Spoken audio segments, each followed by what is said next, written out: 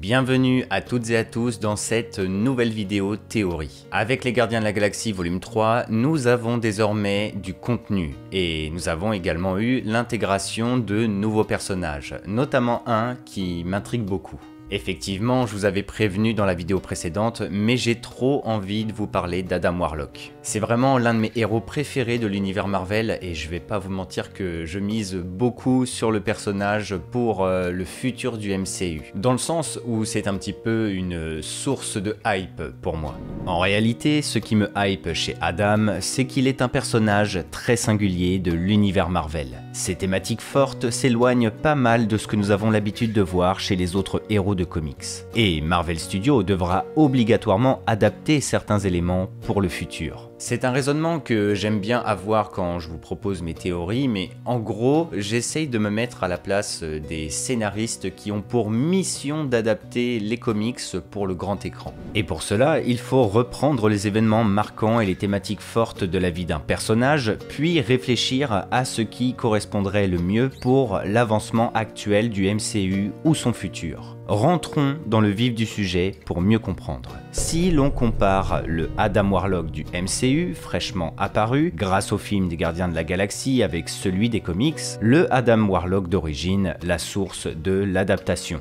Nous avons le cocon dans le deuxième film des Gardiens, et donc la naissance de notre personnage. Check. Adam est complètement ignorant de la vie en général et se comporte n'importe comment. Ok, dans les comics on retrouve ça aussi peu de temps après sa sortie du cocon. Check. Dans le MCU, le maître de l'évolution a créé Adam et en a fait une sorte d'élu. C'est une référence au moment où Herbert recueille Adam Warlock dans les comics pour le baptiser et l'améliorer. Check. Vous voyez le fonctionnement? En faisant ça, il y a clairement moyen de voir ce qui a déjà été adapté, ce qui ne le pourra plus évidemment et ce qui pourra l'être. Pour continuer, si l'on s'intéresse plus en détail à la vie d'Adam Warlock dans les comics, je vous conseille d'ailleurs ma vidéo dédiée au personnage pour en savoir plus, mais il y a deux éléments très marquants dans l'épopée d'Adam Warlock qu'il faut souligner.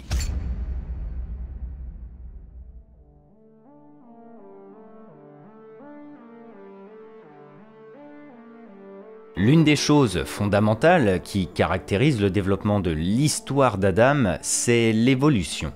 Il est un être artificiellement créé et qui s'imprègne constamment de son entourage et ses aventures pour avancer. Cependant, pour faciliter cette thématique, dans les comics, Adam Warlock s'est vu être amélioré par le maître de l'évolution qui lui a conféré la pierre de l'âme sur son front. Bon, petit point culture. À l'origine, la pierre présente sur le front d'Adam Warlock n'est qu'une émeraude. Ce sera plus tard qu'elle sera désignée comme la gemme de l'âme, et encore bien plus tard qu'elle sera définie comme une pierre d'infinité. Les scénaristes ont modifié l'histoire au fur et à mesure car ils n'avaient pas prévu les pierres d'infinité dès le départ. La gemme de l'âme était avant tout une pierre pour upgrade les capacités d'Adam Warlock. Et du coup, quand elle va devenir une gemme de l'âme, cela va complètement redessiner la manière d'évoluer du personnage. Car la pierre de l'âme étant reliée aux âmes, justement, Adam Warlock va pouvoir mieux comprendre ce qui l'entoure.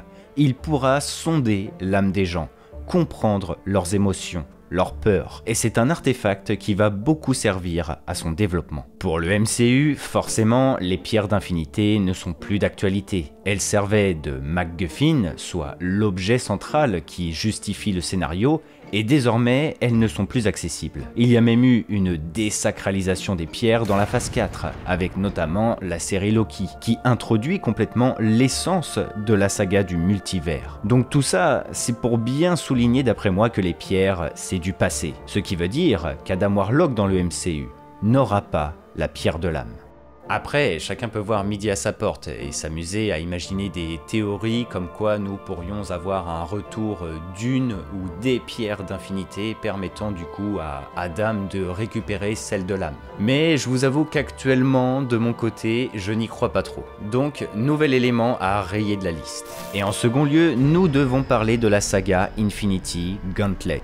En fait, l'épopée Infinity War, avec Thanos qui récupère les 6 pierres d'infinité, et qui par le biais du gant effectue le claquement de doigts qui va faire disparaître 50% de l'existence, c'est une adaptation de cette série de comics. Sauf que, normalement, dans les comics, Infinity Gauntlet nous propose également une apogée pour Adam Warlock. Le véritable héros de l'histoire, celui qui va déjouer Thanos et récupérer le gant, c'est Adam Warlock. Donc, bien évidemment, c'est quelque chose que nous ne verrons jamais dans le MCU.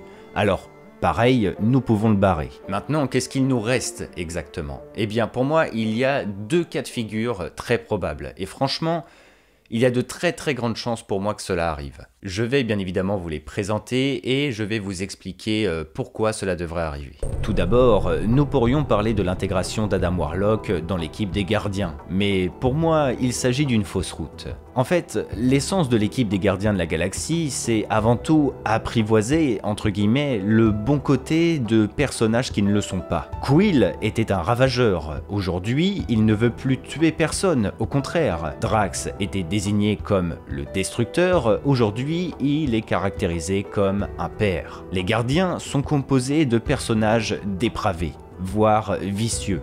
Et grâce au travail d'équipe et au vivre ensemble, ils deviennent finalement de bonnes personnes, des héros. Adam Warlock, dans l'équipe des Gardiens, c'est avant tout un moyen pour lui de grandir, côtoyer des personnes qui vont lui faire prendre une bonne direction, et par conséquent, l'éduquer.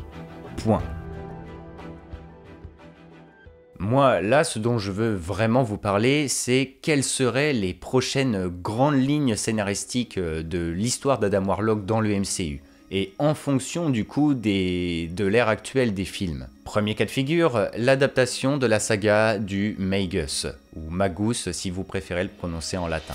Nous sommes dans la saga du multivers. Kang est destiné à devenir le prochain vilain principal de la firme, et par conséquent, cela exploite à fond le concept de voyage dans le temps. Et en plus de cela, la thématique du multivers, c'est amener le concept de réalité alternative, et donc des variants pour nos personnages. Ce sera d'ailleurs le cœur des prochains films Avengers. Pour revenir à la saga du Magus, c'est une série de comics qui colle parfaitement avec tout ça. En gros, Magus, à l'origine, il s'agit d'un Adam Warlock du futur. Un Adam qui, on pourrait vulgariser en mode « il a pris un mauvais chemin ».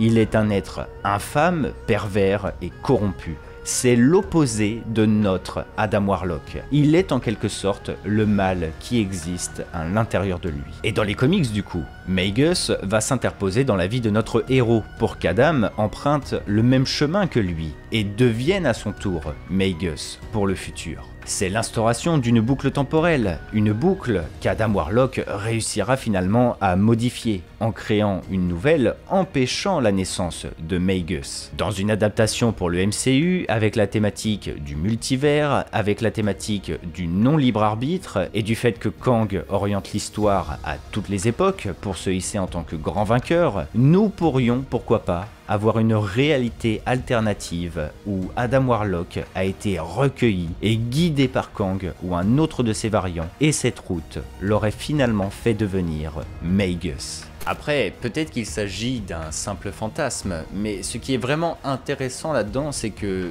vu qu'Adam Warlock est un être en constante évolution, pour devenir toujours meilleur, et que son pire ennemi du coup, c'est lui-même, car personne n'est son égal, mais bon, ça on va y revenir, eh bien il se retrouve très souvent à affronter Magus, qui symbolise en gros tout le mal qu'il a en lui. Il y a clairement moyen de faire de cet ennemi un variant dans le MCU, surtout que le grand rival des comics d'Adam Warlock, Thanos, est désormais mort. Et nous avons tendance à l'oublier, mais vu que les univers alternatifs naissent à partir des événements Nexus, des moments modifiés de l'histoire qui n'auraient pas dû apparaître, eh bien cela colle parfaitement. Un être tierce ou un événement aurait pu modifier la trajectoire d'Adam Warlock, et cela donnerait naissance à un univers alternatif où il deviendra Magus.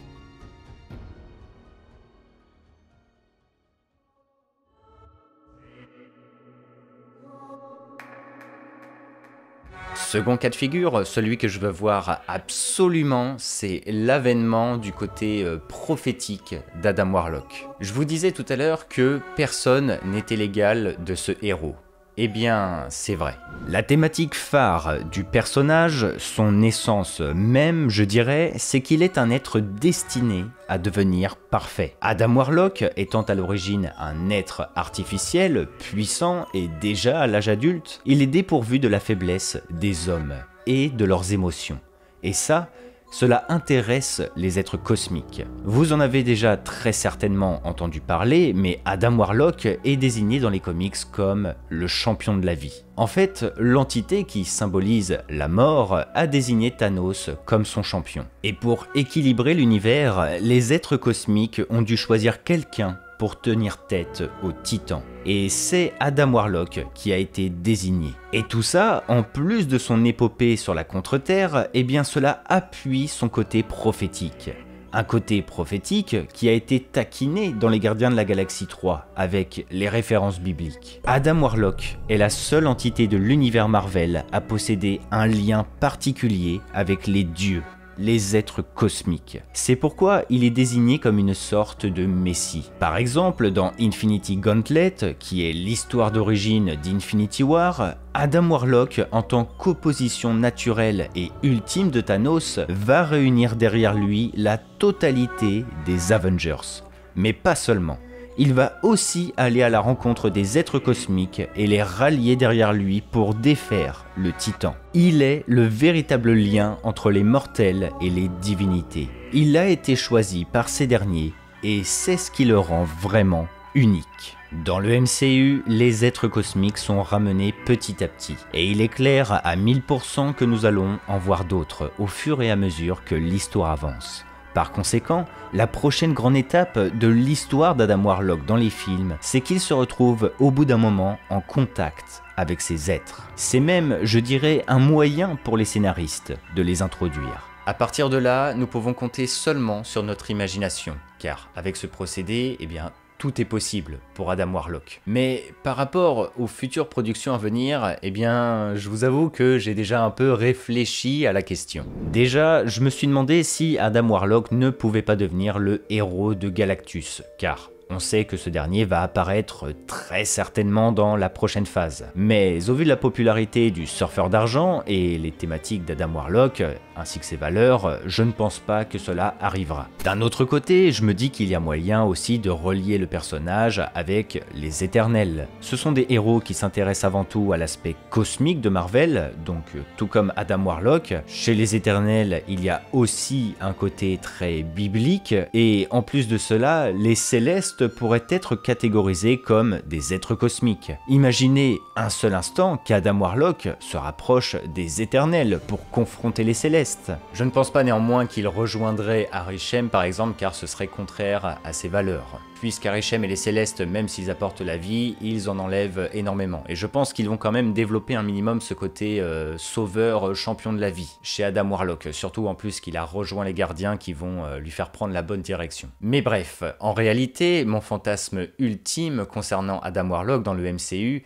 ce serait une liaison avec le tribunal vivant. L'un des faits les plus incroyables concernant Adam Warlock dans les comics, c'est que dans un autre univers, il va devenir le tribunal vivant. Le tribunal vivant, pour celles et ceux qui ne le connaissent pas, c'est en gros le second dieu ultime de l'univers Marvel. Il n'en existe qu'un seul dans tout le multivers, et ce dernier veille à ce que ce dernier ne s'effondre pas et reste équilibré, dans le sens où il peut y avoir des personnages qui accumulent beaucoup trop de puissance par rapport aux autres univers, au point de menacer du coup le multivers en lui-même. En fait, c'est là que c'est passionnant. Le tribunal vivant dans les comics est tué juste avant les événements de Secret Wars. Secret Wars qui va aboutir sur une guerre multiverselle, et donc la fin du multivers. Je pense que vous voyez où je veux en venir, mais Secret Wars est le film final de la phase 6, et au vu de ce qui va arriver, le tribunal vivant devra obligatoirement apparaître. Surtout que, vu les nombreuses références faites à cette entité dans les films, voilà, On sait qu'il existe. Et petite précision, mais après les événements de Secret Wars dans les comics et le relancement du multivers, c'est un Adam Warlock alternatif très proche de celui de la Terre 616 qui va devenir du coup le nouveau tribunal vivant. Donc voilà. Pour moi, il nous faut une référence à tout ça. Je serai scénariste chez Marvel, je proposerai l'idée qu'Adam Warlock se ferait approcher par le tribunal vivant pour devenir, en quelque sorte, son subordonné dans l'univers 616. Un moyen qui permettrait à Adam Warlock d'avoir une mission divine, comme dans les comics avec le champion de la vie. Un lien également avec la saga du multivers, mais aussi une intégration pour le tribunal vivant, qui devra obligatoirement intervenir pendant la destruction des univers à cause de Secret Wars. Et enfin, vu que comme je vous ai dit dans les comics, Adam Warlock prend la place du précédent tribunal vivant, eh bien tout ça, ce serait une giga belle référence à l'univers des comics. Mais voilà, nous n'avons aucune information, aucune véritable direction pour le personnage. Nous sommes donc libres de théoriser comme on le veut. Mais pour moi, il faut absolument que Marvel Studios développe le côté prophétique d'Adam Warlock pour le futur du MCU. Et donc la liaison qu'il possède avec les dieux cosmiques, ce qui permettra d'ailleurs de les introduire pour les films. Mais à vous de me dire ce que vous en pensez. La création de Magus par Kang, les dieux cosmiques, autre chose, qu'est-ce qui vous hype le plus? Comment vous voyez l'avenir d'Adam Warlock dans les films Marvel? Dites-moi tout ça en commentaire. Et si la vidéo vous a plu, n'oubliez pas également le petit pouce bleu. Et surtout, à vous abonner pour montrer votre soutien. J'espère en tout cas vraiment que Marvel va nous proposer quelque chose de vraiment stylé pour Adam Warlock, car au vu du film des Gardiens et des scènes post-génériques, le personnage va devenir une entité récurrente des films. Donc j'ai vraiment pas envie qu'il le loupe, je vous avoue. Mais en tout cas, je reste très curieux des choix qu'ils vont faire. Sur ce, on se retrouve prochainement pour de nouvelles vidéos. En attendant, n'hésitez pas à voir les autres, et puis celle sur Adam Warlock précisément dans les comics. Que le Lionheart soit avec vous, c'était Argorok. Allez, ciao tout le monde.